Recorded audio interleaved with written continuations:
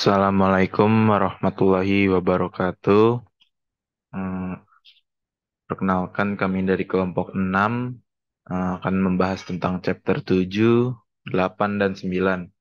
Kelompok kami terdiri dari saya sendiri, Satria Purwantoro dengan NIM 202012111014. Lalu ada Dea Adlia dengan NIM 202012111019. Ada Balkis Aisyah Handayani dengan NIM 202012111034. Dan yang terakhir ada Donita Putri Utami dengan NIM 202012111038.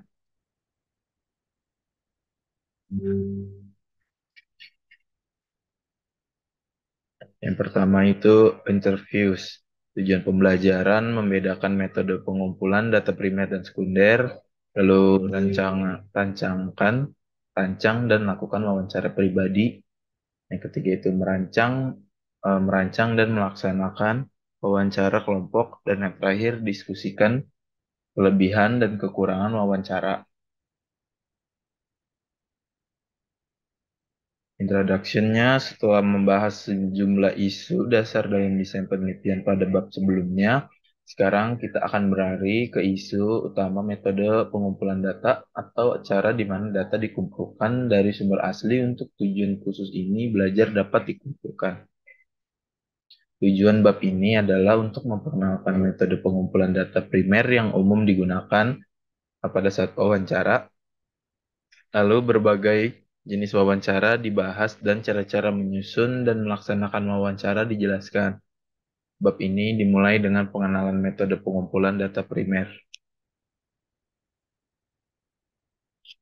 Metode pengumpulan data utama, karena bisnis sebagian besar merupakan fenomena sosial, banyak informasi yang dibutuhkan untuk membuat keputusan dalam bekerja. Pengaturan harus berasal dari orang, misalnya dari karyawan, konsumen, manajemen, investor, atau pemasok. Untuk alasan ini, wawancara, observasi, dan kuesioner sangat populer dalam riset bisnis. Eh, ini metode memungkinkan peneliti untuk mengumpulkan berbagai jenis data yang berbeda dari responden manusia. Kami membahas metode ini masing-masing bab 7, bab 8, dan bab 9. Setelah kita membahas pendekatan eksperimental untuk pengumpulan data primer, kami membahas desain eksperimental di bab 10. Dalam hal ini, diskusi tentang metode pengumpulan data primer diatur sekitar 4 metode utama primer pengumpulan data.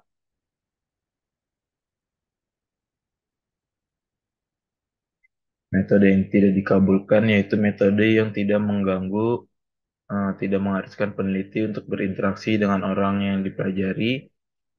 Metode yang tidak mencolok terkadang digunakan oleh peneliti yang berusaha memahami apa yang sebenarnya dilakukan orang, bukannya apa yang mereka katakan mereka melakukan, yaitu seperti wawancara atau kuesioner.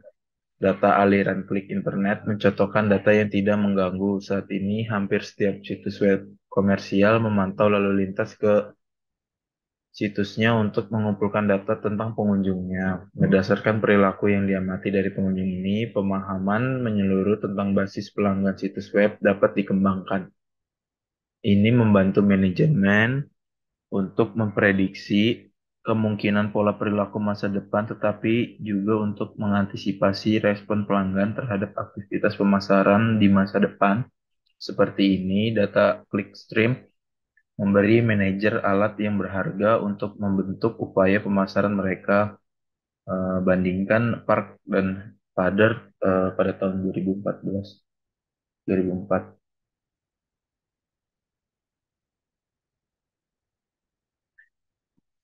Pemindai data atau data penjualan barang konsumen yang diperoleh dengan memindai kode batang produk di gerai retail juga memberi manajer informasi terperinci tentang pengaruh aktivitas pemasaran seperti promosi harga terhadap penjualan.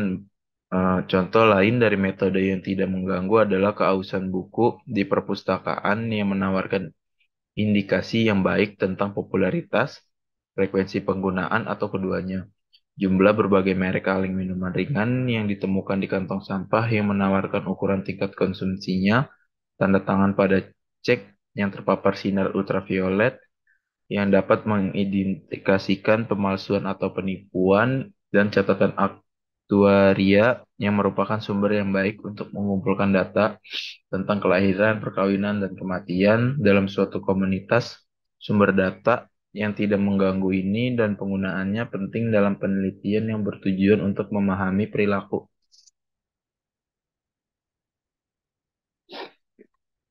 Lalu metode pengumpulan data yang banyak digunakan dalam penelitian bisnis adalah dengan mewawancari responden untuk mendapatkan informasi tentang masalah yang menarik.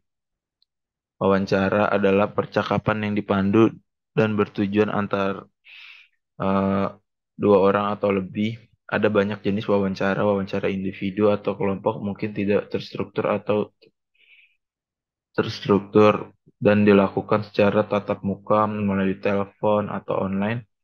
Wawancara tidak terstruktur eh, dan terstruktur akan dibahas terlebih dahulu. Beberapa faktor penting yang harus diingat saat wawancara kemudian akan rinci. Selanjutnya, keuntungan dan kerugian dari wawancara tatap muka dan wawancara telepon diperbandingkan. Wawancara dengan bantuan komputer dijelaskan. Sebuah diskusi tentang wawancara kelompok menyimpulkan bab ini.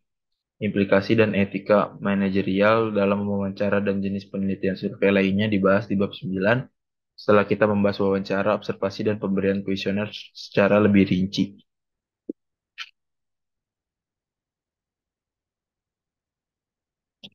Ada wawancara tidak terstruktur dan terstruktur. Wawancara yang pertama itu tidak terstruktur. Wawancara ini diberi label demikian karena pewawancara tidak memiliki setting wawancara dengan sebuah urutan pertanyaan yang dirancang untuk ditanyakan kepada responden. Kemungkinan tujuan dari wawancara tidak terstruktur adalah untuk membawa beberapa masalah awal ke permukaan sehingga peneliti menemukan faktor apa yang perlu lebih lanjut investigasi mendalam. Dalam bab 3 dalam diskusi tentang bidang masalah yang luas, kita melihat beberapa situasi di mana manajer mungkin memiliki gagasan samar tentang perubahan tertentu yang terjadi dalam situasi tanpa mengetahuinya apa sebenarnya mereka. Situasi seperti itu membutuhkan wawancara tidak terstruktur dengan orang-orang yang bersangkutan. Lalu ada wawancara terstruktur, yaitu wawancara yang dilakukan ketika diketahui sejak awal informasi apa yang dibutuhkan. Isi wawancara terstruktur dapat dipersiapkan sebelumnya dan biasanya terdiri dari pertama pendahuluan, pewawancara memperkenalkan dirinya, tujuan wawancara, menjamin kerahasiaan, meminta izin untuk merekam wawancara. Kedua itu serangkaian topik, biasanya pertanyaan dalam urutan logis pertanyaan. Itu yang pertama yang mudah dijawab dan tidak mengancam, dan kemudian pertanyaan utama yang mencakup tujuan wawancara, saran untuk pertanyaan menyelidik atau pertanyaan lanjutan yang digunakan ketika jawaban pertama tidak jelas atau tidak lengkap. Pewawancara tidak sepenuhnya memahami jawaban atau dalam hal lain di mana pewawancara membutuhkan informasi yang lebih spesifik atau mendalam.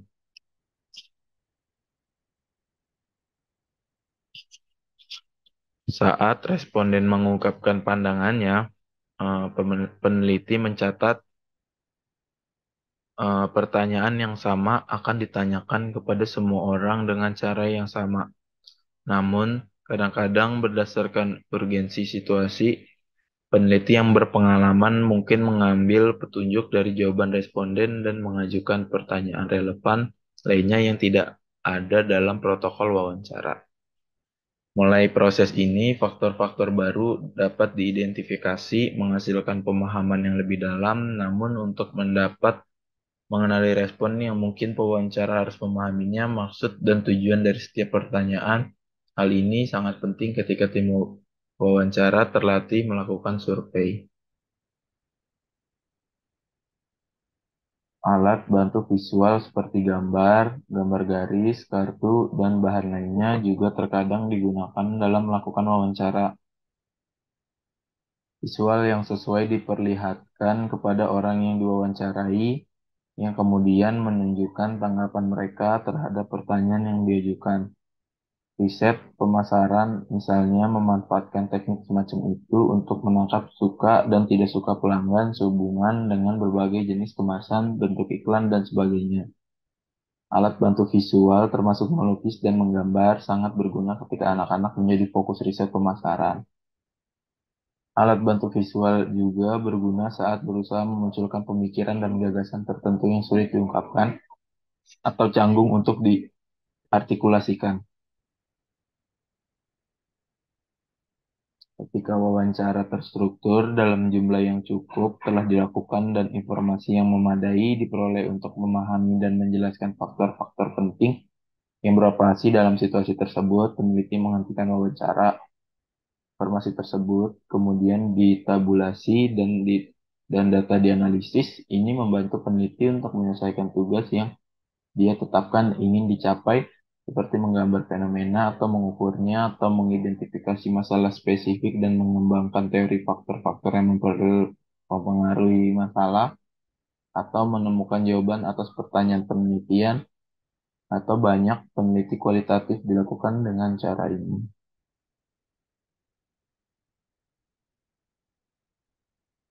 Lalu ada tinjauan wawancara tidak terstruktur dan terstruktur. Tujuan utama dari wawancara tidak terstruktur adalah untuk mengeksplorasi dan menyelidiki beberapa faktor dalam situasi yang mungkin menjadi inti dari area masalah yang luas.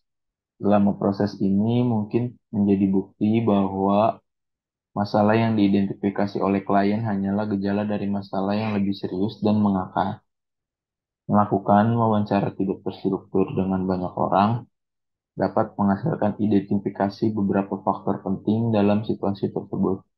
Ini kemudian akan diupayakan lebih lanjut selama wawancara terstruktur untuk memperoleh informasi yang lebih mendalam tentang mereka. Ini membantu mengidentifikasi masalah kritis serta cara untuk memecahkannya dalam penelitian terapan teori tentatif tentang faktor-faktor yang berkontribusi pada masalah sering dikonseptualisasikan berdasarkan informasi yang diperoleh wawancara tidak terstruktur dan terstruktur.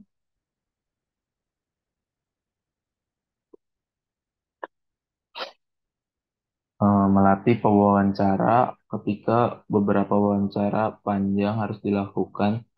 Seringkali tidak mungkin bagi satu orang untuk melakukan semua wawancara. Sebuah tim pewawancara terlatih kemudian menjadi perlu pewawancara harus benar-benar diberi pengarahan tentang penelitian dan dilatih bagaimana memulai wawancara, bagaimana melanjutkan pertanyaan, bagaimana memotivasi responden untuk menjawab, apa yang harus dicari dalam jawaban, dan bagaimana menutup wawancara. Mereka juga perlu diinstruksikan tentang membuat catatan dan mengkode tanggapan wawancara. Setiap wawancara yang akan dibahas nanti harus menjadi bagian dari repertoire merupakan mereka untuk wawancara.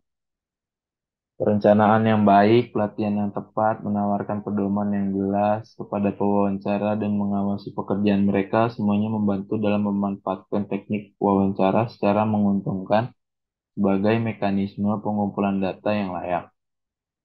Wawancara pribadi memberikan data yang kaya ketika responden secara spontan menawarkan informasi dalam arti bahwa jawaban mereka biasanya tidak termasuk dalam tentang tanggapan yang terbatas seperti dalam kuesioner. Namun, wawancara pribadi mahal dalam hal waktu, biaya pelatihan, dan konsumsi sumber daya.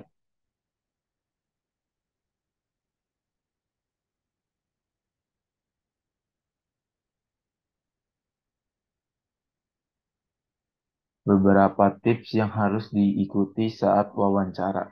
Informasi yang diperoleh selama wawancara harus sebebas mungkin dari bias. Bias mengacu pada kesalahan atau ketidakakuratan dalam data yang dikumpulkan. Bias dapat diperkenalkan lewat cara orang yang diwawancarai atau situasi.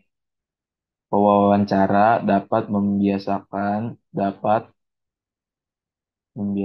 data jika kepercayaan dan hubungan yang tepat tidak dibangun dengan orang yang diwawancarai, atau ketika tanggapan disalah tafsirkan atau didistorsi, atau ketika pewawancara secara tidak sengaja mendorong atau mengecilkan jenis tanggapan tertentu melalui gerak tubuh dan ekspresi wajah, mendengarkan dengan penuh perhatian orang-orang yang diwawancarai, menunjukkan minat yang tajam pada apa yang dikatakan responden, menerapkan kebijaksanaan dalam mempertanyakan, mengulangi, dan mengklarifikasikan pertanyaan yang diajukan, dan memparafrasekan beberapa jawaban untuk memastikan pemahaman menyeluruh. Mereka sangat membantu dalam mempertahankan hidup minat responden selama wawancara.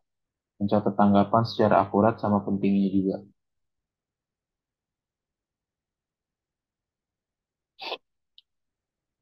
Orang yang diwawancarai dapat membiaskan data ketika mereka tidak mengungkapkan pendapat mereka yang sebenarnya, tetapi memberikan informasi yang menuntut mereka adalah apa yang diharapkan atau ingin didengar oleh pewawancara dari mereka.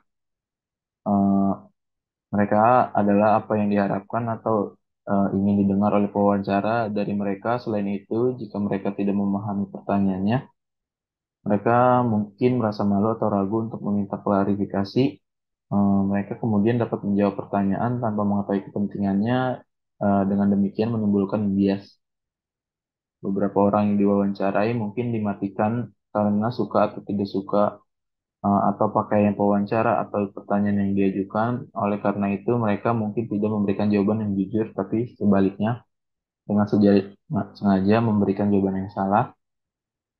Beberapa responden mungkin juga menjawab pertanyaan dengan cara yang dapat diterima secara sosial daripada menunjukkan perasaan mereka yang sebenarnya.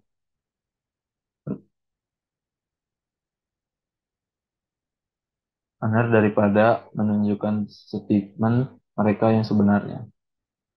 Bias juga bisa bersifat situasional dalam hal yang pertama itu non-partisipan, tingkat kepercayaan dan hubungan terjalin, eh, pengaturan fisik wawancara, non-partisipasi, baik karena keengganan atau ketidakmampuan orang yang diwawancarai untuk berpartisipasi dalam penelitian.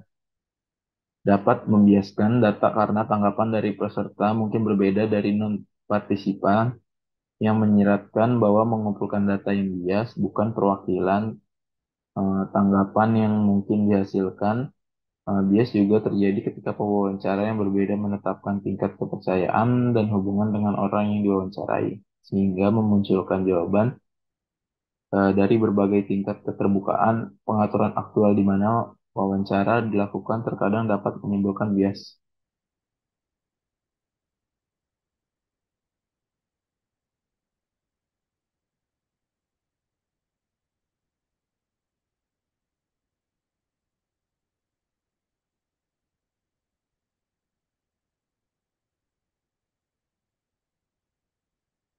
Beberapa individu, misalnya mungkin mereka merasa tidak nyaman saat diwawancarai di tempat kerja dan oleh karena itu mungkin tidak menanggapi dengan terus terang dan jujur. Dalam wawancara door-to-door atau telepon, ketika responden tidak dapat dihubungi karena tidak tersedia pada saat itu, callback atau kontak lebih lanjut harus diusahakan agar sampel tidak menjadi bias. Wawancara juga dapat mengurangi bias dengan cara konsisten dengan metode pertanyaan saat setiap orang diwawancarai, dengan tidak mendistorsi atau memalsukan informasi yang diterima, dan tidak mempengaruhi tanggapan subjek dengan cara apapun. Bias di atas dapat diminimalkan dengan beberapa cara. Strategi berikut akan berguna untuk tujuan tersebut.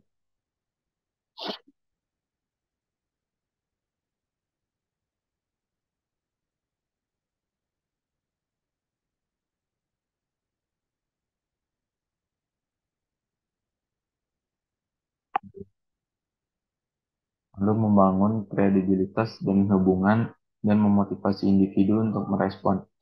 Proyek profesionalisme, antusiasme, dan kepercayaan diri penting bagi wawancara. Misalnya, sebuah manajer yang mempekerjakan peneliti di luar untuk menanggapi masalah dalam suatu organisasi akan tertarik untuk menilai kemampuan dan kecenderungan kepribadian mereka.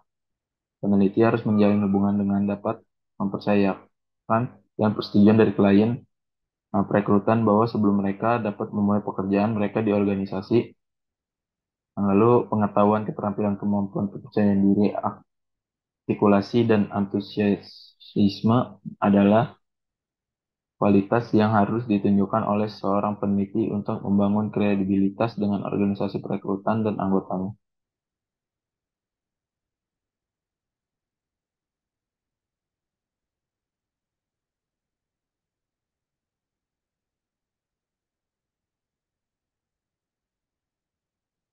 Teknik bertanya menyalurkan pada awal wawancara tidak terstruktur, disarankan untuk mengajukan pertanyaan terbuka untuk mendapat gambaran luas dan membentuk beberapa kesan tentang situasi tersebut. Misalnya pertanyaan yang biasa ditanyakan adalah, apa perasaan Anda tentang bekerja untuk organisasi ini? Dari tanggapan atas pertanyaan luas ini, pertanyaan lebih lanjut yang semakin terfokus dapat ditanyakan saat peneliti memproses tanggapan orang diwawancarai dan mencatat beberapa kemungkinan masalah kunci yang relevan dengan situasi tersebut.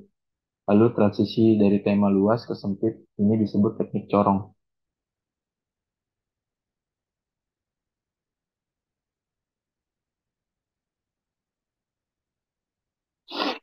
Pertanyaan yang tidak bias. Eh, Penting untuk mengajukan pertanyaan yang tidak bias untuk memastikan bahwa Anda meminimalkan bias dalam tanggapan. Misalnya, ceritakan bagaimana pengalamanmu bekerja adalah pertanyaan yang lebih baik daripada pekerjaan yang kamu lakukan pasti sangat membosankan. Biarkan saya mendengarkan bagaimana Anda mengalaminya. Pertanyaan terakhir dimuat dalam hal persepsi pewawancara tentang pekerjaan itu sendiri. Pertanyaan yang dimuat mungkin mempengaruhi jenis jawaban yang diterima dari responden. Bias juga bisa memperkenalkan dengan menekan kata-kata tertentu dengan intonasi, nada, dan suara, dan melalui sugesti yang tidak tepat.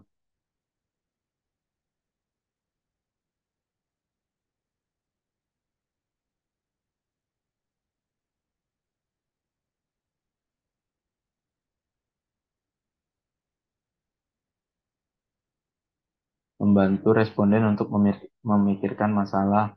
Jika responden tidak dapat mengungkapkannya secara verbal, persepsi atau jawaban saya tidak tahu, peneliti harus mengajukan pertanyaan dengan cara yang lebih sederhana atau mengulanginya. Misalnya, jika responden tidak dapat menentukan aspek pekerjaan apa yang tidak disukainya, peneliti dapat menanyakan pertanyaan dengan cara yang lebih sederhana. Misalnya, responden mungkin ditanya tugas mana yang lebih disukainya, melayani sebuah pelanggan atau melakukan beberapa pekerjaan perarsipan. Jika jawabannya adalah melayani pelanggan, peneliti mungkin menggunakan aspek lain dari pekerjaan responden dan mengajukan kembali pertanyaan pilihan berpasangan. Dengan cara ini, responden dapat memilah aspek pekerjaan mana yang lebih disukainya daripada yang lain.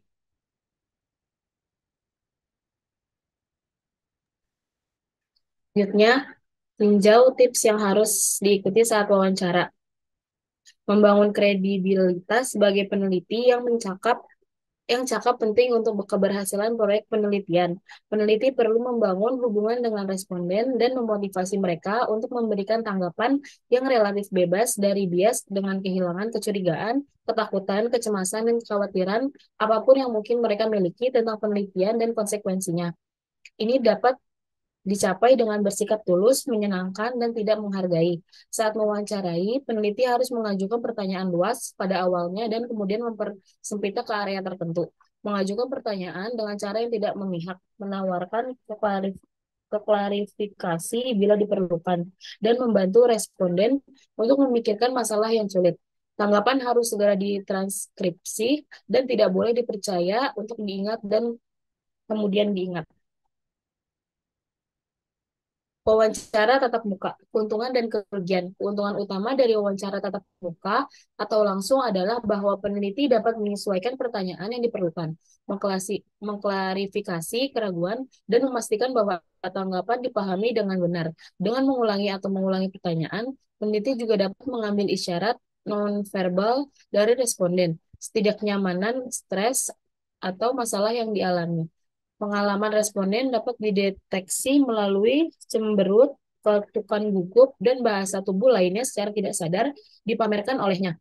Ini tidak mungkin terdeteksi dalam wawancara telepon. Selanjutnya wawancara telepon, keuntungan dan kerugian itu, keuntungan utama dari wawancara telepon dari sudut pandang peneliti adalah beberapa hal yang berbeda orang dapat dijangkau. Jika perlu di seluruh negeri atau bahkan internasional. Dalam waktu yang relatif singkat, dari sudut pandang responden, ini menghilangkan ketidaknyamanan yang mungkin dirasakan sebagian dari mereka saat menghadapi pewawancara. Mungkin juga sebagian besar dari mereka merasa kurang nyaman mengungkapkan informasi pribadi telepon daripada tatap muka. Sumber bias tambahan dalam data wawancara, kami telah membahas beberapa sumber bias dalam pengumpulan data. Data yang bias akan diperoleh ketika responden diwawancarai saat mereka sedang sangat sibuk atau tidak mood. Tanggapan terhadap isu-isu seperti pemogokan, PHK, atau sejenisnya juga bisa menjadi bias. Kepribadian pewawancara, kalimat pengantar, infleksi suara, dan aspek lain semacam itu dapat menimbulkan bias tambahan. Kesadaran akan banyak sumber akan bias kemungkinan pewawancara memperoleh informasi yang relatif valid. Wawancara dengan bantuan komputer. Dengan wawancara bantuan komputer atau CAI, pertanyaan ditampilkan di layar komputer dan pewawancara dapat melakukannya. Memasukkan jawaban responden langsung ke komputer. Keakuratan pengumpulan data sangat besar ditingkatkan karena perangkat lunak dapat diprogram untuk menandai responden off base atau out of range. Perangkat lunak CAI juga mencegah pewawancara mengajukan pertanyaan yang salah atau dalam urutan yang salah karena pertanyaan secara otomatis ditampilkan kepada responden dalam urutan yang berurutan. Ini sampai batas tertentu menghilangkan bias yang disebabkan oleh pewawancara. Selanjutnya, CATI atau CAPI. Ada dua jenis program wawancara dengan bantuan komputer. Ada CATI, wawancara telepon dengan bantuan komputer, dan CAPI, wawancara pribadi dengan bantuan komputer. CATI yang digunakan dalam organisasi penelitian berguna karena tanggapan terhadap survei dapat diperoleh dari orang-orang di seluruh dunia. Komputer mengajukan pertanyaan dengan bantuan perangkat lunak dan responden memberikan jawabannya. Komputer memilih nomor telepon, memanggil, dan menempatkan respons dalam file. Data dianalisis, kemudian wawancara telepon yang diaktifkan dengan suara dan terkomputerisasi juga dimungkinkan untuk survei singkat. Data juga dapat dikumpulkan selama survei lapangan melalui komputer genggam yang merekam dan menganalisis respons. Capi melibatkan investasi yang agak besar dalam perangkat keras dan perangkat lunak. Capi memiliki keuntungan karena bisa dikelola sendiri, yaitu responden dapat menggunakan komputer mereka sendiri untuk menjalankan program sendiri setelah mereka menerima perangkat lunak dan memasukkan tanggapan mereka sehingga mengurangi kesalahan dalam catatan. Namun, tidak semua orang nyaman menggunakan komputer pribadi dan beberapa mungkin tidak memiliki akses ke komputer tersebut. Sistem perekaman suara membantu program CATI dengan merekam tanggapan orang yang diwawancarai. Kesopanan, etika, dan persyaratan hukum mengharuskan izin responden untuk merekam diperoleh sebelum pengambilan suara sistem atau VCS diaktifkan. VCS memungkinkan komputer untuk menangkap jawaban responden yang direkam dalam metode digital dan disimpan dalam file data. Mereka dapat diputar ulangi nanti, misalnya untuk mendengarkan pelanggan, wilayah industri, atau kombinasi dengan serangkaian faktor B yang berbeda. Singkatnya, keuntungan dari wawancara dengan bantuan komputer dapat dinyatakan dengan lebih cepat dan lebih akurat pengumpulan informasinya, ditambah analisis data yang lebih cepat dan mudah. Biaya lapangan rendah dan tabulasi otomatis hasilnya mungkin lebih efisien dalam hal biaya dan waktu. Setelah investasi awal yang berat pada peralatan dan perangkat lunak telah dibuat, namun agar benar-benar hemat, survei besar harus dilakukan dengan cukup sering untuk menjamin reinventasi for N dan biaya pemrograman yang berat. Paket perangkat lunak. Catatan lapangan yang diambil oleh pewawancara saat mereka mengumpulkan data umumnya harus ditranskrip, diberi kode tangan, ditabulasi tangan, dan sebagainya. Semuanya membosankan dan memakan waktu. Saat ini banyak sekali software yang tersedia dengan meringkaskan pekerjaan pewawancara sehubungan dengan ketepatan ini. Wawancara kelompok. Wawancara dapat dilakukan secara individu, tetapi juga secara kelompok di mana pewawancara bersikap terbuka pertanyaan kepada kelompok peserta. Istilah kelompok fokus digunakan untuk jenis wawancara kelompok tertentu, di mana topik didefinisikan dengan jelas dan ada fokus untuk memfasilitasi diskusi antar peserta. Grup fokus. Kelompok fokus biasanya terdiri dari 8 sampai 10 anggota dengan seorang moderator yang memimpin diskusi pada topik tertentu. topik, konsep, atau produk. Anggota umumnya dipilih berdasarkan keakraban mereka dengan topik di mana informasi dicari. Misalnya, wanita wanita dengan anak menyusun kelompok fokus untuk mengidentifikasi bagaimana organisasi dapat membantu ibu yang bekerja. Organisasi besar seperti Coca-Cola, Unilever, dan Nike secara rutin mengadakan pertemuan pria dan wanita muda dari seluruh dunia untuk memanfaatkan ide-ide mereka untuk produk baru. Seleksi dan peran moderator sangat penting. Moderator memperkenalkan topik, mengamati dan mencatat dan atau merekam diskusi. Moderator tidak pernah menjadi bagian integral diskusi, tapi hanya mengarahkan kelompok secara persuasif untuk mendapatkan semua informasi yang relevan dan membantu anggota kelompok untuk melewati kebuntuan yang mungkin terjadi. Moderator juga memastikan bahwa semua anggota berpartisipasi dalam diskusi dan tidak ada anggota yang mendominasi kelompok. Seorang dari tim peneliti mungkin juga mengamati proses melalui cermin satu arah, mendengarkan pertanyaan verbal, dan memperhatikan isyarat nonverbal anggota. Keuntungan dan kerugian wawancara. Wawancara adalah salah satu cara untuk memperoleh data. Mereka dapat berupa tidak terstruktur dan terstruktur, dan dapat dilakukan secara tatap muka, melalui telepon, atau melalui komputer. Wawancara dapat dilakukan secara individual, tapi juga berdasarkan kelompok. Wawancara tidak terstruktur biasanya dilakukan untuk mendapatkan ide yang pasti tentang apa dan tidak penting dan relevan dengan situasi masalah tertentu. Wawancara struktur memberikan informasi yang lebih mendalam, informasi tentang variabel tertentu yang menarik. Untuk meminimalkan bias dalam tanggapan, pewawancara harus menetapkan berhubungan dengan responden dan ajukan pertanyaan yang tidak bias. Wawancara tatap muka dan yang dilakukan berulang telepon memiliki kelebihan dan kekurangan, dan keduanya memiliki kegunaannya dalam keadaan yang berbeda.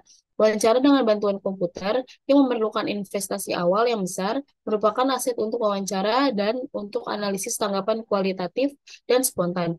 Wawancara interaktif komputer telah menjadi semakin modus penting pengumpulan data.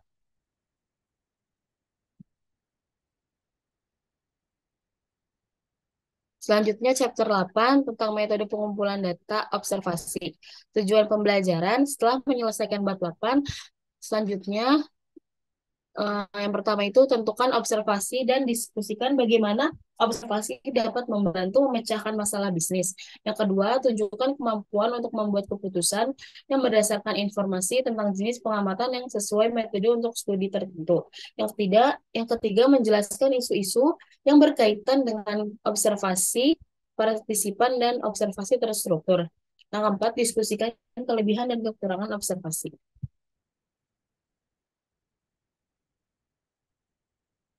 Definisi dan tujuan pengamatan, observasi yang terencana, pengamatan, pencatatan, analisis, dan interpretasi perilaku, tindakan, atau peristiwa. Berbagai pendekatan observasi telah digunakan dalam penelitian bisnis. Ini dapat dibedakan dengan 4 dimensi kunci yang menjadi ciri dari pengamatan dilakukan. Yang pertama, kontrol. Apakah pengamatan dilakukan dalam pengaturan buatan atau alami? Yang kedua, apakah pengamatan adalah anggota kelompok yang diamati atau tidak? Yang ketiga itu struktur, sejauh mana pengamatan difokuskan. Yang keempat, penyembunyian pengamatan. Anggota dari kelompok sosial yang diteliti mengatakan bahwa mereka sedang dipelajari atau tidak. Dimensi kunci ini yang memberikan metode pengamatan khusus dibahas selanjutnya.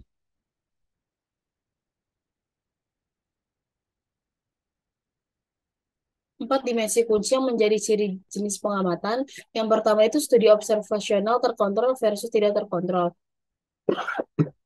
Pengamatan terkontrol terjadi ketika penelitian observasional dilakukan dalam kondisi yang diatur dengan cermat.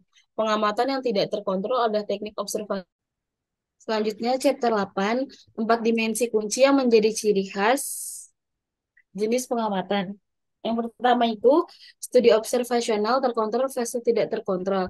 Pengamatan terkontrol terjadi ketika penelitian berobservasional dilakukan dalam kondisi yang diatur dalam cermat. Pengamatan yang tidak terkontrol adalah teknik observasional yang berusaha mengendalikan, memanipulasi, atau mempengaruhi situasi peristiwa berjalan dengan sendirinya dan peneliti mengamati peristiwa ini tanpa mengganggu pengaturan kehidupan nyata.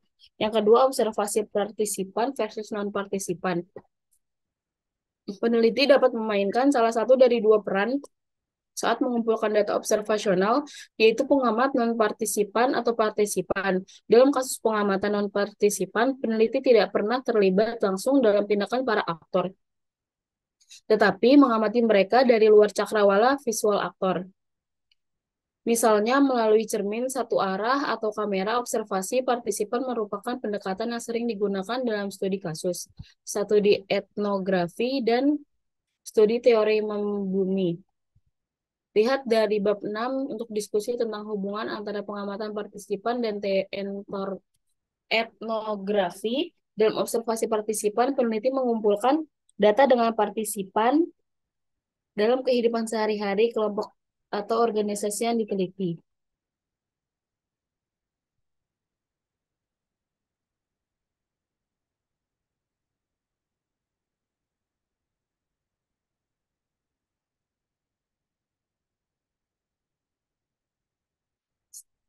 Studi observasional terstruktur versus tidak terstruktur. Pengamatan terstruktur umumnya bersifat kuantitatif. Biasanya hal-hal yang berkaitan dengan fitur yang menarik, seperti durasi dan frekuensi suatu acara. Misalnya berapa lama waktu yang dibutuhkan untuk makan di restoran cepat saji, serta aktivitas tertentu yang mendahului dan mengikutinya dicatat. Pengamatan yang tidak terstruktur pada akhirnya dapat menyebabkan serangkaian hipotesis tentatif yang diuji pada selanjutnya penelitian yang bersifat dedukatif. Oleh karena itu, penemuan induktif melalui pengamatan dapat membuka jalan bagi selanjutnya pembangunan teori dan pengujian hipotesis. Selanjutnya, pengamatan tersembunyi versus tidak disembunyikan. Penyembunyian pengamatan berkaitan dengan apakah anggota kelompok sosial diteliti diberitahu bahwa mereka saling diselidiki. Keuntungan utama dari pengamatan tersembunyi adalah bahwa subjek penelitian tidak dipengaruhi oleh kesadaran bahwa mereka sedang diamati. Pengamatan yang tidak disembunyikan lebih menonjol, mungkin mengganggu keaslian perilaku yang diteliti. Observasi partisipan atau pendahuluan, karakteristik utama dari pengamatan peserta adalah bahwa peneliti mengumpulkan data dengan berpartisipasi dalam kehidupan sehari-hari kelompok atau organisasi yang diteliti.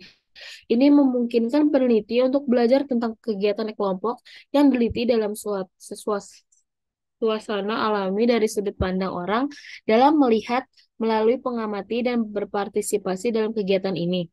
Ketika Molinowski memperkenalkan metode ini dalam karyanya Karya Berpengaruh Argonauts dari Pasifik Barat, ia berpendapat bahwa itu menempatkan peneliti pada posisi-posisi untuk memahami sudut pandang pribumi, hubungannya dengan kehidupan untuk mewujudkan visinya tentang dunia. Hari ini adalah masih dianggap sebagai tujuan utama dan salah satu kekuatan utama pengamatan peserta.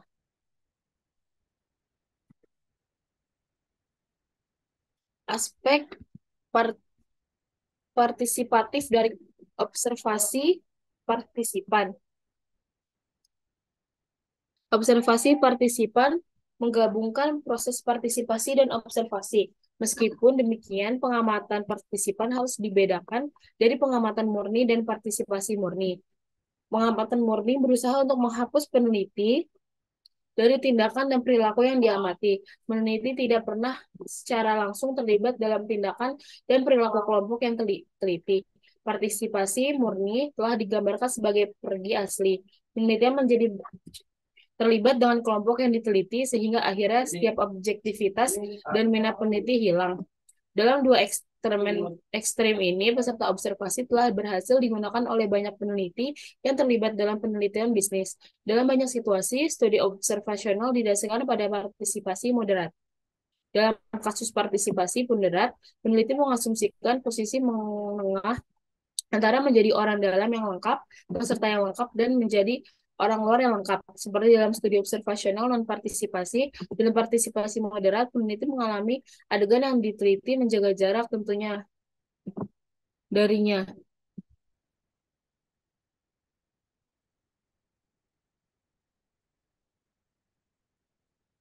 Apa yang harus diamati? Secara umum, faktor terpenting dalam menentukan apa yang harus diamati adalah tujuan atau tujuan penelitian. Namun di sini untuk memulai mencari tergantung pada pertanyaan penelitian, tetapi di mana harus fokus atau stop action tidak dapat ditentukan sebelumnya. Menurut Warner dan Scopel,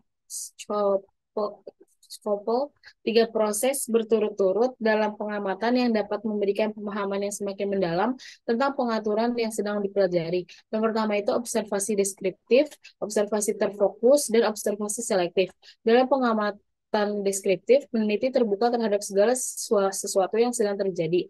Data dikumpulkan bahwa jelas latar, subjek, dan peristiwa yang sedang terjadi. Data yang dikumpulkan selama observasi deskriptif memberikan cerita awal atau kisah naratif yang mungkin berfungsi sebagai dasar untuk mengembangkan seperangkat konsep, teori, atau bahkan kerangka konseptual.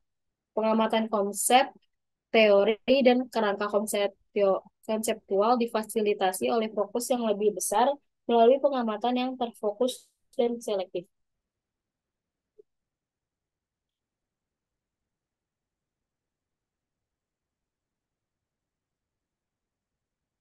Selanjutnya, metode pengembalian data yang paling penting dalam observasi partisipan adalah menulis catatan lapangan. Catatan yang diambil untuk menangkap data termasuk catatan tentang apa yang diamati, catatan percakapan informal dengan subjek yang diteliti, dan catatan jurnal yang disimpan setiap hari. Sebagian besar peneliti menuliskan fakta, rasa, atau bahkan seluruh kalimat selama hari atau acara tersebut dan menulis catatan yang lebih luas selama waktu yang lebih tenang sebagai bergantung atau cara tersebut dan menulis catatan yang lebih luas selama waktu yang lebih sangat bergantung pada tingkat detail dan keakuratan deskripsi. Oleh karena itu, dokumentasi pengamatan harus akurat, lengkap, terperinci, dan objektif. Beberapa banyak yang benar ditulis selama hari atau peristiwa tergantung pada kualitas memori penelitian dan keadaan di mana peneliti bekerja. Memberikan berbagai karakteristik catatan lapangan yang baik ini diringkas dalam kotak 8.1.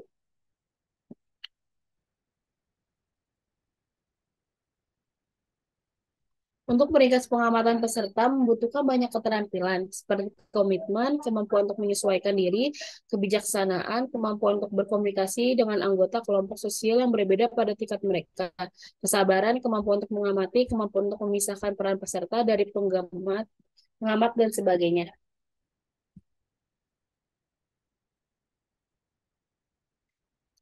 Selanjutnya, pengamatan terstruktur pendahuluan fokus dari pengamatan terstruktur terfragmentasi menjadi potongan-potongan kecil dan dapat dikelola informasi seperti informasi tentang perilaku, tindakan, interaksi, atau peristiwa.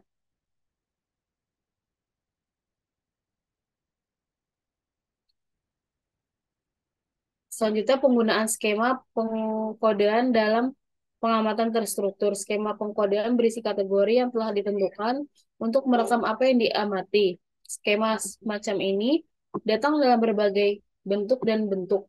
Beberapa dari mereka sangat sederhana. Mereka hanya mengizinkan peneliti untuk mencatat apakah peristiwa tertentu telah terjadi atau tidak. Skema lain lebih kompleks, mereka mencakup beberapa kategori, skala waktu, dan sejenisnya. Pertimbangan berikut harus diperhitungkan sehubungan dengan pengembangan skema pengkodean. Yang pertama, fokus. Dari skema pengkodean harus jelas apa yang harus diperhatikan. Misalnya skema pengkodean Thomas harus membantunya untuk menetapkan aspek mana dari pengaturan. Misalnya beberapa banyak orang yang menunggu mereka mobil dan jenis perilaku mana. Misalnya subjek berjalan melalui ruang pamer di dalam mobil, subjek makan permen harus diamati dan dicatat. Objektif, skema pengkodean yang dan kategori harus membutuhkan sedikit kesimpulan atau interpretasi dari peneliti. Pedoman yang jelas dan definisi terperinci dari kegiatan harus membantu pengamat untuk membuat kode secara objektif peristiwa, tindakan, perilaku. Selanjutnya, kemudahan penggunaan. Skema pengkodean yang baik mudah digunakan. Selanjutnya, saling eksekutif dan lengkap secara kolektif. Kategori dalam skema pengkodean harus saling eksklusif dan secara kolektif lengkap. kategori saling eksklusif jika tidak ada kategori yang tumpang tindih satu sama lain. Skema pengkodean yang secara kolektif lengkap mencakup semua kemungkinan, misalnya semua peristiwa, tindakan yang relevan, dan perilaku, sehingga selalu memungkinkan untuk membuat kode.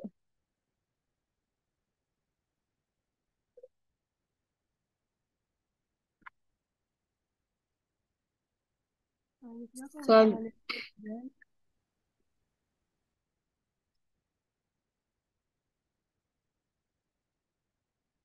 Selanjutnya keuntungan dan kerugian dari pengamatan. Salah satu keuntungan utama dari pengamatan adalah keterus-terangannya. Sedangkan wawancara dan kuesioner menimbulkan verbal tanggapan tentang tindakan dan perilaku dari subjek. Observasi memungkinkan peneliti untuk mengumpulkan data perilaku tanpa mengajukan pertanyaan. Terlepas dari kegiatan yang dilakukan oleh individu yang diteliti, gerakan mereka, kebiasaan kerja, pernyataan yang dibuat dan pertemuan dilakukan oleh mereka. Faktor lain lingkungan seperti tata letak, alur kerja, kedekatan peraturan tempat duduk, dan sejenisnya. Dan juga bisa diperhatikan dalam studi observasional, itu adalah juga relatif mudah untuk membedakan faktor situasional seperti cuaca, hari dalam seminggu, dan faktor-faktor lain yang mungkin memiliki pengaruh pada misalnya produktivitas, penjualan suatu produk, lalu lintas, ketidakhadiran, dan sejenisnya. Faktor-faktor ini dapat dicatat dan pola yang bermakna mungkin muncul dari jenis data ini.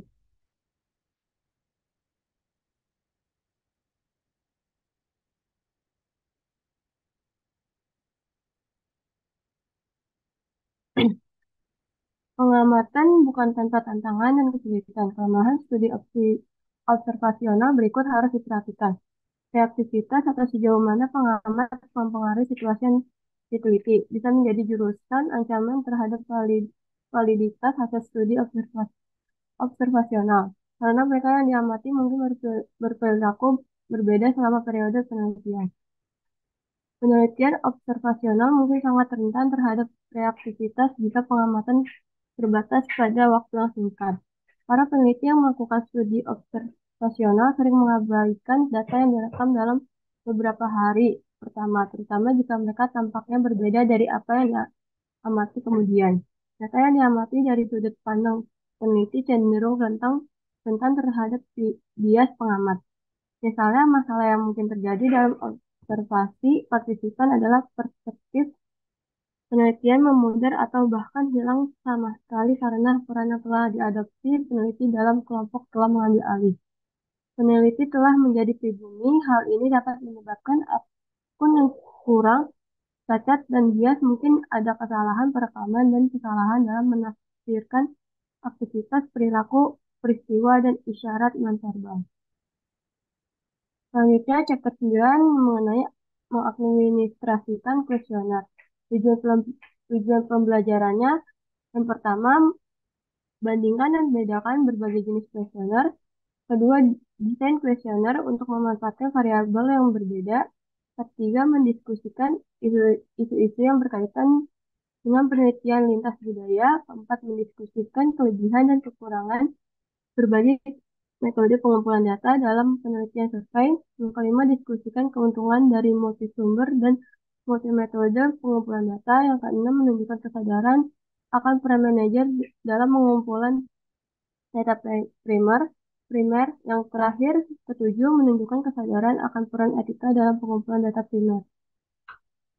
Kuesioner. Dalam bab ini, kita akan membahas kuesioner dan desain kuesioner. Kuesioner adalah serangkaian pertanyaan tertulis yang telah dirumuskan sebelumnya di mana responden mencatat jawaban mereka, biasanya dalam alternatif yang didefinisikan agak dekat. Selanjutnya ada jenis kuesioner. Kuesioner umumnya dirancang untuk mengumpulkan sejumlah besar data kuantitatif. Mereka dapat dikelola secara pribadi, didistribusikan secara elektronik, atau dikirimkan kepada responden. Kuesioner umumnya telah murah dan memakan waktu daripada wawancara dan observasi, tetapi memperkenalkan peluang non-respon yang jauh lebih besar dan kesalahan non-respon. Gambaran tentang kelebihan dan kekurangan kuesioner atau metode pengumpulan data dan bagian tentang kapan menggunakan masing-masing metode ini disediakan. Selanjutnya, kuesioner yang dikelola secara pribadi. Cara yang baik untuk mengumpulkan data adalah dengan mengelola kuesioner secara pribadi. Keuntungan utama dari hal ini adalah peneliti atau anggota tim peneliti dapat mengumpulkan semua yang sudah selesai dalam waktu singkat. Peneliti juga memiliki kesempatan untuk memperkenalkan topik peneliti dan memotivasi responden untuk menawarkan jawaban jujur mereka. Kerugian dari kuesioner yang diberikan secara pribadi adalah bahwa peneliti memperkenalkan bias dengan menjelaskan pertanyaan secara berbeda kepada orang yang berbeda serta peserta juga menjawab pertanyaan yang berbeda dibandingkan dengan yang dikirimi kuesioner. Selanjutnya, kuesioner surat. Kuesioner surat adalah kuesioner yang dikelola sendiri dan dikirim ke responden melalui surat. Metode ini telah lama menjadi tulang punggung penelitian bisnis, tetapi dengan hadirnya internet, seluler, telepon, dan jejaring sosial hingga kuesioner surat sudah jarang digunakan. Selanjutnya, terdapat kuesioner elektronik dan online. Kuesioner online biasanya dibuat sebagai formulir web dengan database untuk menyimpan jawaban dan menyediakan perangkat lunak statistik dan analisis statistik.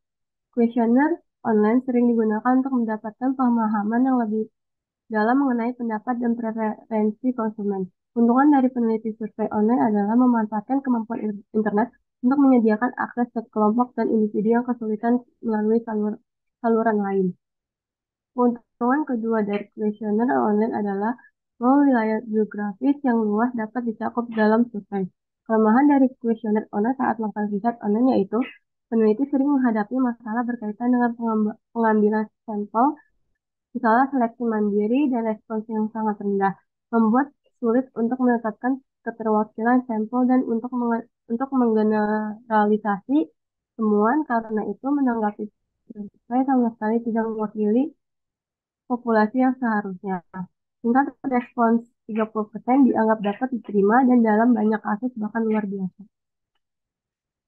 Kelemahan lain dari kuesioner online yaitu memposting undangan untuk berpartisipasi dalam survei di jaring sosial. Grup diskusi dan ruang obrolan sering dianggap kasar atau ofensif. Dan ada pula kerugian dari elektronik kuesioner adalah bahwa keraguan responden mungkin tidak dapat diklarifikasi. Keuntungan dan kerugian dari kuesioner yang dikelola secara pribadi. Kuesioner surat dan kuesioner elektronik disajikan pada tabel 91. Berikut tabel 91, keuntungan dan kerugian dari kuesioner yang berbeda. Cara pengumpulan data terdapat kuesioner yang dikelola secara pribadi, kuesioner surat, dan elektronik kuesioner. Keuntungannya ada dapat membangun hubungan dan memotivasi responden. Keraguan dapat diklarifikasi lebih murah biar diberikan kepada kelompok responden. Tingkat respon hampir 100% dipastikan. Anonimitas responden tinggi. Anonimitas tinggi, wilayah geografis yang luas dapat dijangkau. Hadiah token dapat dilampirkan untuk mencari kepatuhan. Responden dapat mengambil lebih banyak waktu untuk merespon dengan nyaman. Dapat dikelola secara elektronik jika diinginkan.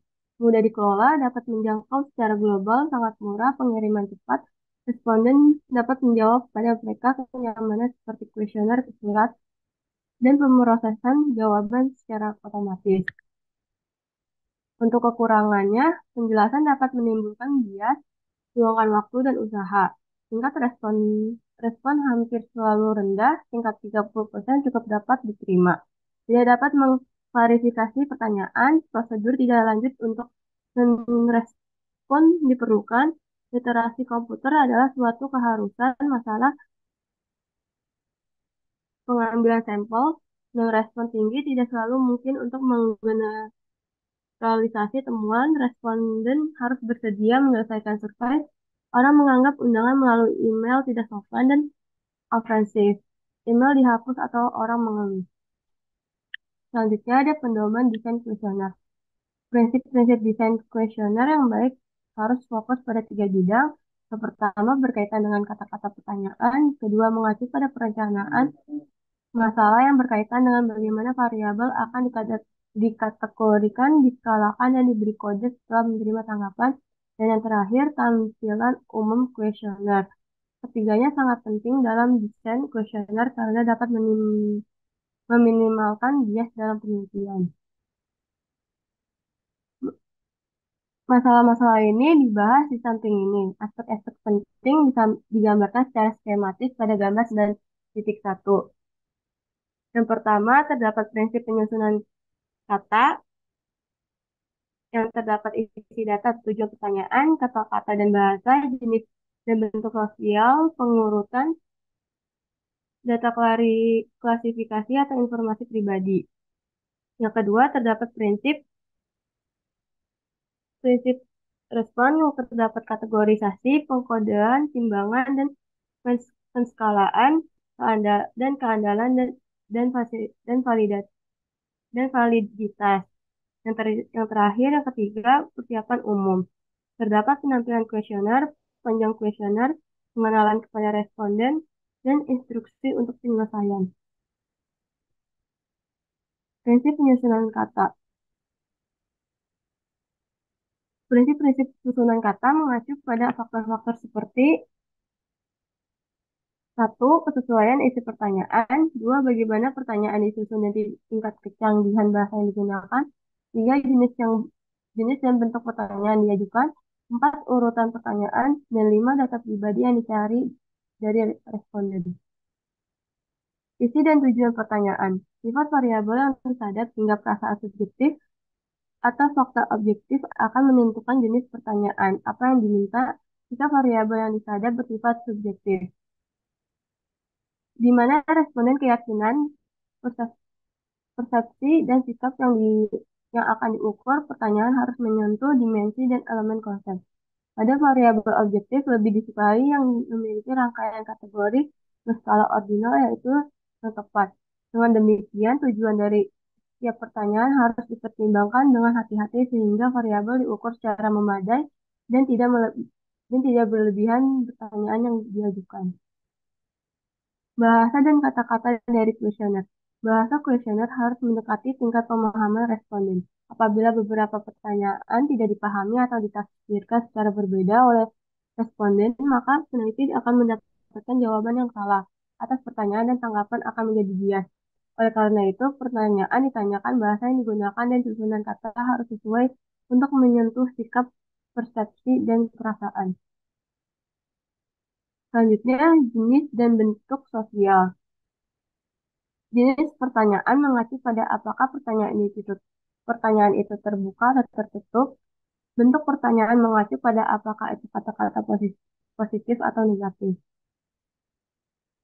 Pertama, pertanyaan terbuka versus pertanyaan tertutup. Pertanyaan terbuka memungkinkan responden untuk menjawabnya dengan cara apapun dengan cara yang mereka pilih. Contohnya, pertanyaan terbuka adalah meminta responden untuk menyatakan 5 hal, yaitu menarik dan menantang dalam pekerjaan. Pertanyaan tertutup meminta responden untuk membuat pilihan di antara serangkaian alternatif yang diberikan oleh peneliti.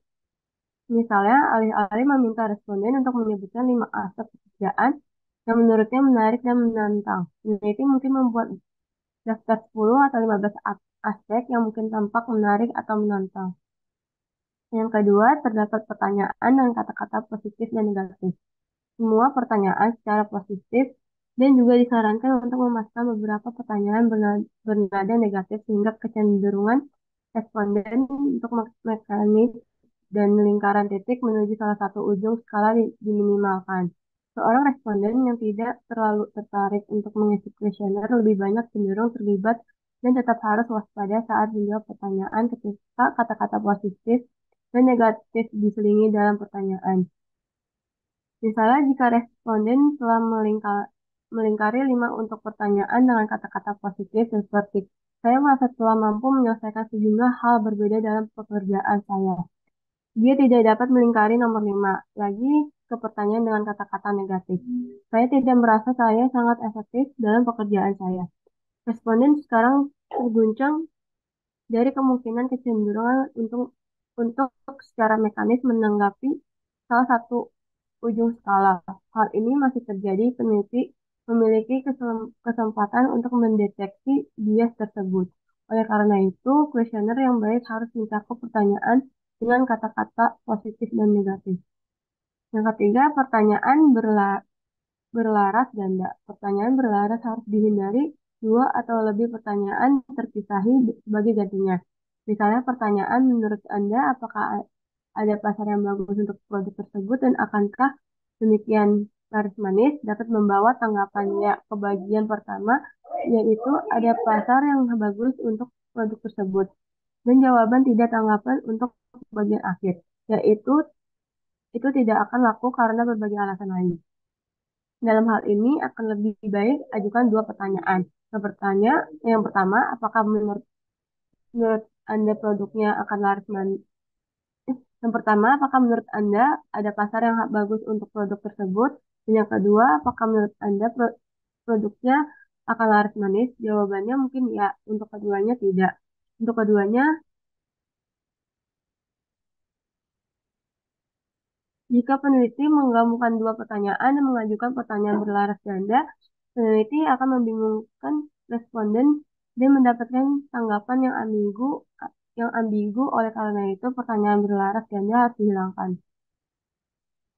Selanjutnya, yang keempat, pertanyaan ambigu. Pertanyaan yang tidak berlaras ganda mungkin memiliki kata-kata yang ambigu.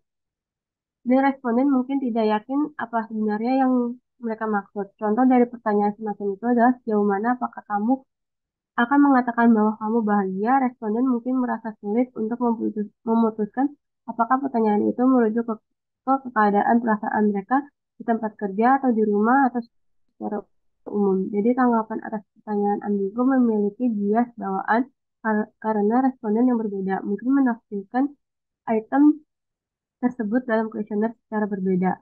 Hasilnya adalah sekumpulan tanggapan ambigu yang tidak secara akurat memberikan jawaban yang benar. Yang kelima, pertanyaan yang bergantung pada ingatan. Beberapa pertanyaan memerlukan responden untuk mengingat pengalaman dari masa lalu yang kabur dalam ingatan. Misalnya, seorang karyawan yang telah bekerja selama 30 tahun di organisasi tersebut diminta untuk menyebutkan kapan pertama kali mulai bekerja di departemen tertentu. Dan untuk berapa lama, dia mungkin tidak dapat memberikan jawaban yang benar dan mungkin jauh dari tanggapannya. Sumber yang lebih baik untuk mendapatkan informasi itu adalah catatan personal. Selanjutnya, pertanyaan terkemuka. Pertanyaan tidak boleh diutarakan sedemikian rupa sehingga mengarahkan responden untuk memberi tanggapan yang peneliti ingin mereka berikan. Contohnya, dari pertanyaan tersebut adalah, tidakkah menurutmu begitu di hari-hari ini dengan meningkatnya biaya hidup, karyawan harus diberi kenaikan gaji yang baik? Dengan mengajukan pertanyaan utama, peneliti memberi isyarat dan menekan responden untuk mengatakan iya. Menandai pertanyaan untuk menaikkan biaya hidup membuatnya sulit bagi bagian besar responden untuk mengatakan tidak kecuali produktivitas mereka juga meningkat. Cara lain untuk mengajukan pertanyaan tentang kenaikan gaji untuk mendapatkan kurang bias tanggapannya adalah jauh mana Anda setuju bahwa karyawan harus diberi kenaikan gaji yang lebih tinggi? Jika responden berpikir bahwa karyawan sama sekali tidak pantas mendapatkan kenaikan gaji yang lebih tinggi, tanggapan mereka adalah sangat tidak setuju. Jika peneliti berpikir bahwa responden pasti harus diberi kenaikan gaji yang tinggi, responden akan menjawab sangat setuju. Akhir skala dan titik di antaranya akan dipilih tergantung pada kekuatan kesepakatan mereka atau bertentangan. Dalam hal ini, pertanyaannya tidak dibingkai dengan secara sugestif seperti pada contoh sebelumnya.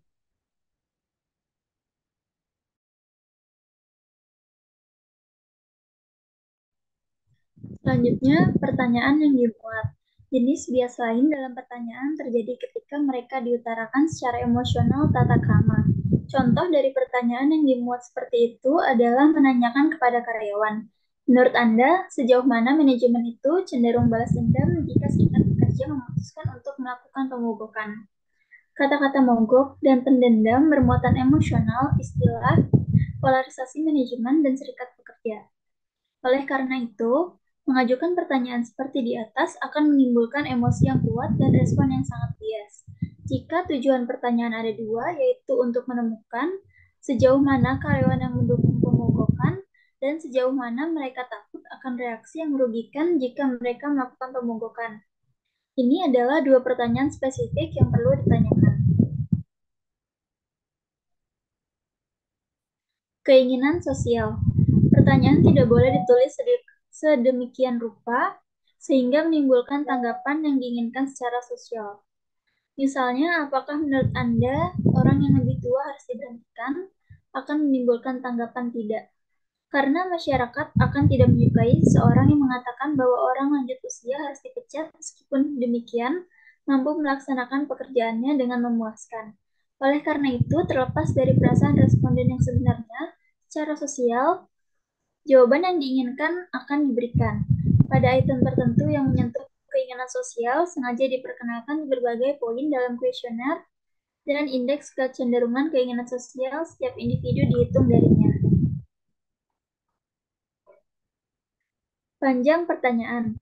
Pertanyaan sederhana dan singkat lebih disukai daripada pertanyaan panjang. Sebagai aturan praktis, sebuah pertanyaan atau pernyataan dalam kuesioner tidak boleh melebihi 20 kata atau melebihi 1 baris penuh dalam cetakan.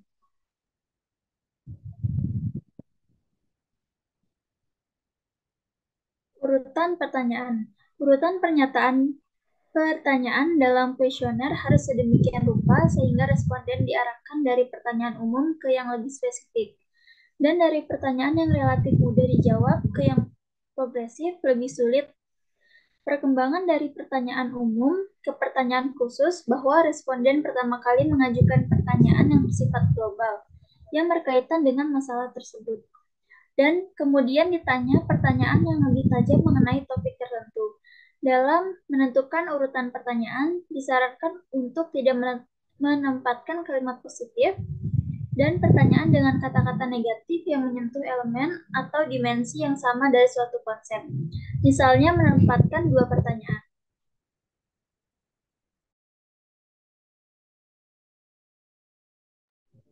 Data klasifikasi atau informasi pribadi dikenal sebagai informasi pribadi atau pertanyaan demografis, memperoleh informasi seperti usia, tingkat pendidikan, status perkawinan, dan pendapatan. Jika kuesioner harus diidentifikasi dengan responden karena alasan apapun, maka kuesioner dapat diberi nomor dan dihubungkan oleh peneliti dengan nama responden. Secara terpisah dipelihara dokumen pribadi. Prosedur ini harus dijelaskan secara jelas kepada responden. Alasan untuk menggunakan sistem numerik dalam kuesioner adalah untuk memastikan anonimitas responden. Pertanyaan yang mencari perincian pendapatan atau informasi lain yang sangat sensitif jika dianggap perlu paling baik ditempatkan di bagian paling akhir dari kuesioner. Meskipun begitu, adalah kebijakan yang bijaksana untuk meminta informasi tersebut dengan memberikan tanggapan pilihan. Selanjutnya, prinsip pengukuran. Seperti halnya ada pedoman yang harus diikuti untuk memastikan bahwa kata-kata dalam kuesioner sesuai untuk diminimalkan bias.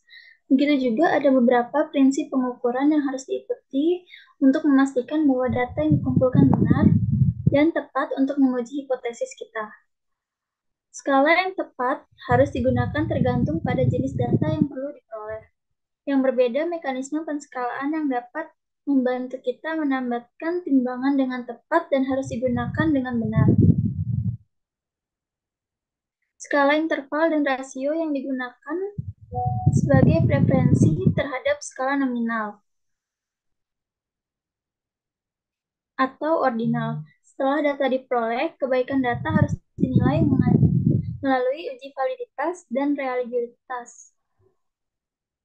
Validitas menetapkan seberapa baik teknik, instrumen, atau proses mengukur konsep tertentu, dan reliabilitas menunjukkan seberapa stabil dan konsisten instrumen mengetuk variabel.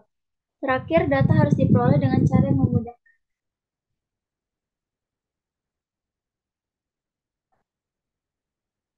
Penampilan umum atau getuk dari kuesioner. Tidak hanya penting untuk mengatasi masalah susunan kata dan pengukuran dalam desain kuesioner, tetapi juga penting dalam memperhatikan tampilan kuesioner. Kuesioner yang menarik dan rapi dengan tepat pengenalan instruksi dan rangkaian pernyataan serta alternatif jawaban yang tersusun dengan baik akan memudahkan responden untuk menjawabnya. Pengantar yang baik, instruksi yang terorganisir dengan baik, dan penyelarasan pertanyaan yang rapi, semuanya penting. Elemen-elemen dibahas secara singkat. Pengantar yang bagus, pendahuluan yang tepat untuk mengungkapkan dengan jelas identitas peneliti dan penyampaian tujuan survei mutlak diperlukan. Penting juga untuk membangun hubungan dengan responden dan memotivasi mereka untuk menjawab pertanyaan dalam kuesioner dengan sepenuh hati dan antusias. Jaminan kerahasiaan informasi yang diberikan oleh mereka akan memungkinkan jawaban yang kurang bias. Pendahuluan bagian harus diakhiri dengan pencatatan sopan, berterima kasih kepada responden karena telah meluangkan waktu untuk menanggapi survei.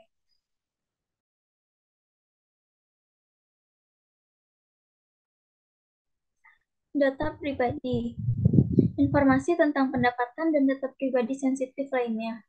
Meskipun informasi demografis bisa dicari, baik di awal atau di akhir kuesioner, informasi yang sangat pribadi, sifat seperti pendapatan, keadaan, kesehatan, dan sebagainya, jika dianggap perlu untuk survei, harus ditanyakan di akhir kuesioner, bukan awal.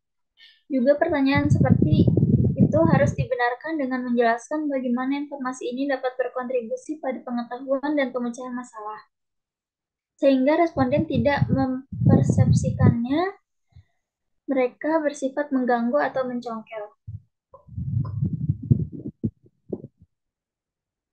Pertanyaan terbuka di bagian akhir.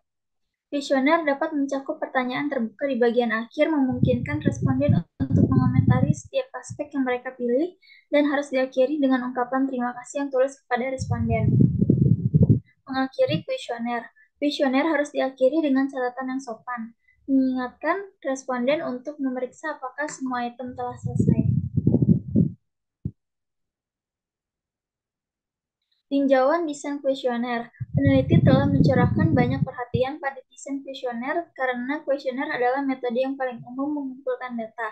Prinsip-prinsip desain kuesioner berhubungan dengan bagaimana pertanyaan disusun dan diukur, dan bagaimana seluruh kuesioner diatur.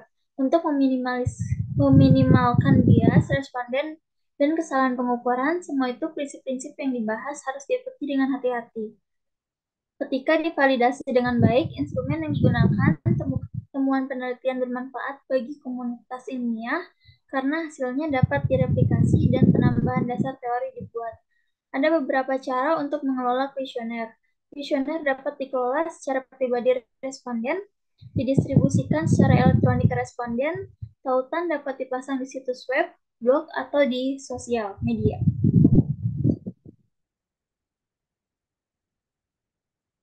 Kuesioner elektronik dan desain survei.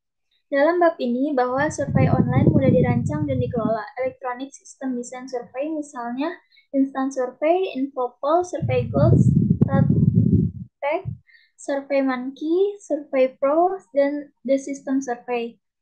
Yang memfasilitasi persiapan dan administrasi kuesioner sangat berguna untuk penelitian daring saat survei sedang berlangsung. Ringkasan deskriptif dari data kumulatif dapat diperoleh baik di layar atau dalam bentuk cetakan. Setelah pengumpulan data selesai, program pengeditan data mengidentifikasi yang hilang atau di luar jangkauan data. Implikasi manajerial.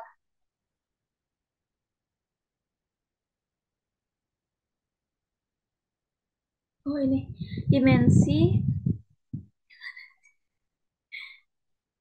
Selanjutnya, tinjauan keuntungan dan kerugian beda metode pengumpulan data dan kapan harus menggunakan masing-masing. Yang pertama, pemberian kuesioner secara pribadi kepada kelompok individu membantu untuk membangun hubungan dengan responden saat memperkenalkan survei. Yang kedua, memberikan klarifikasi yang dicari oleh responden saat itu juga, dan mengumpulkan kuesioner setelah diisi. Dalam hal ini, ada tingkat respons 100% Sisi negatifnya, pemberian kuesioner secara pribadi itu mahal, terutama jika sampelnya banyak. Berikutnya, kuesioner elektronik menentukan ketika tanggapan atas banyak pertanyaan harus diperoleh dari sampel yang tersebar secara geografis, atau sulit atau tidak mungkin melakukan wawancara telepon tanpa itu banyak biaya. Sisi negatifnya, kuesioner semacam itu biasanya memiliki tingkat respons yang rendah dan tidak dapat dipastikan jika data yang diperoleh tidak memihak karena non-responden mungkin berbeda dengan responden dengan mereka yang merespon. Etika dalam pengumpulan data.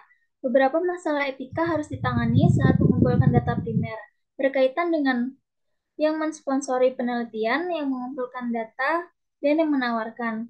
Para sponsor harus meminta studi dilakukan untuk tujuan organisasi yang lebih baik, dan bukan untuk yang lain dengan alasan mementingkan diri sendiri. Mereka harus menghormati kerahasiaan data yang diperoleh peneliti dan tidak meminta tanggapan individu atau kelompok untuk diungkapkan kepada mereka, atau meminta untuk melihat kuesioner yang berpikiran terbuka dalam menerima hasil dan rekomendasi dalam laporan yang disampaikan oleh peneliti. Perilaku etis responden.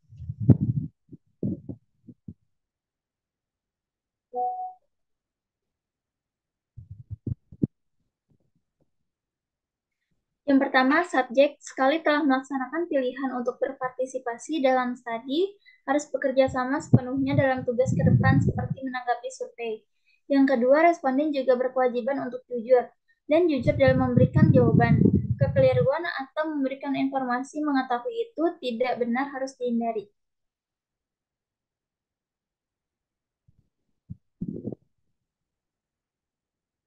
Sekian presentasi dari kelompok kami, kurang lebihnya mohon maaf. Wassalamualaikum warahmatullahi wabarakatuh.